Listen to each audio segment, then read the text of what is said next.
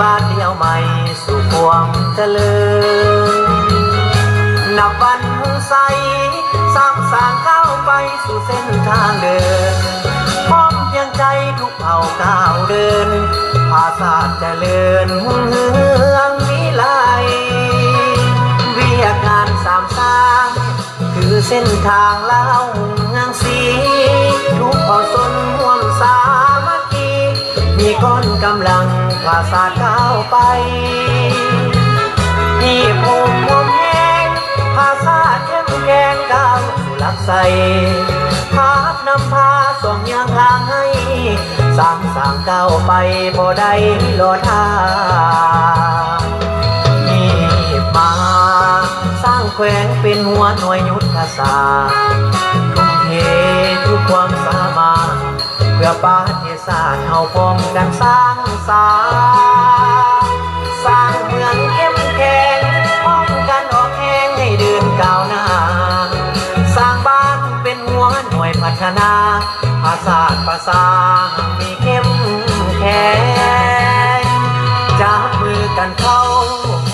ทุกคนจงพร้อมเพียงใจอุทิศตนหยัดเหนื่อยกายพร้อมกันก้าวไปสร้างสาบัวแปลงวิทยุวิทยาพ้นความลำบากเฮาต้องออกแห่งสามัคคีทนห่วงแห่งสร้างเข้มแข็งจนชั่วนิรันดร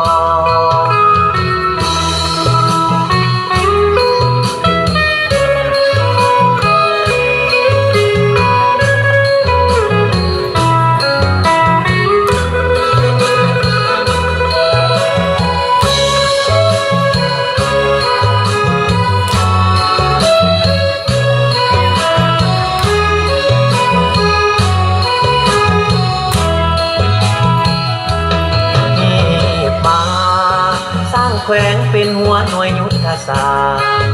ทุ่มเททุกความสามารถเพื่อประเทศชาติเฮาพร้อมกันสร้าง